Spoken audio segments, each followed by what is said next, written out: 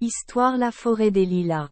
Lorsque Blondine entra dans la forêt, elle commença à ramasser les belles branches de lilas. Elle se réjouissait de leur profusion et se réjouissait de leur parfum. En faisant son choix, il lui semblait que ceux qui étaient plus éloignés étaient encore plus beaux, alors elle vidait son tablier et son chapeau, qui étaient tous deux pleins, et les remplissait encore et encore.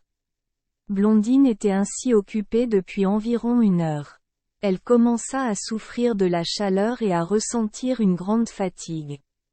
Elle trouva les branches de lilas lourdes à porter et pensa qu'il était temps de retourner au palais.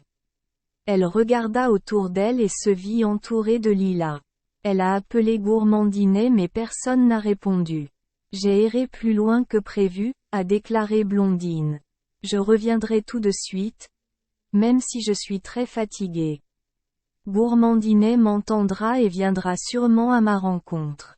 Blondine marcha rapidement pendant un moment mais elle ne parvenait pas à trouver les limites de la forêt. Plusieurs fois, elle appela Gourmandinet avec inquiétude, mais il ne répondit pas et elle finit par avoir terriblement peur. Que vais-je devenir, tout seul dans cette vaste forêt? Que pensera mon pauvre papa quand je ne reviendrai pas? Et Gourmandinet? Comment osera-t-il rentrer au palais sans moi? Il sera grondé, peut être battu et tout c'est ma faute parce que je quitterai ma voiture pour cueillir des lilas?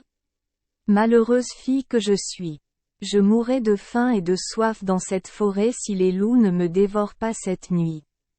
En pleurant amèrement, Blondine tomba par terre au pied d'un grand arbre. Elle a pleuré longtemps. Enfin sa grande fatigue eut raison de son chagrin. Elle posa sa petite tête sur son bouquet de lilas et dormit paisiblement. Merci les enfants des Esperluette Croisillon 39. Avoir écouté des contes de fées au jour Esperluette Croisillon 39. 8. Espérons que les histoires apporteront aux enfants des moments heureux et significatifs.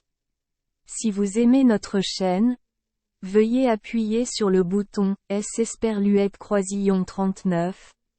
Abonner, pour ne manquer aucune histoire intéressante. Je vous souhaite une bonne nuit de sommeil et de beaux rêves. Rendez-vous dans la prochaine histoire.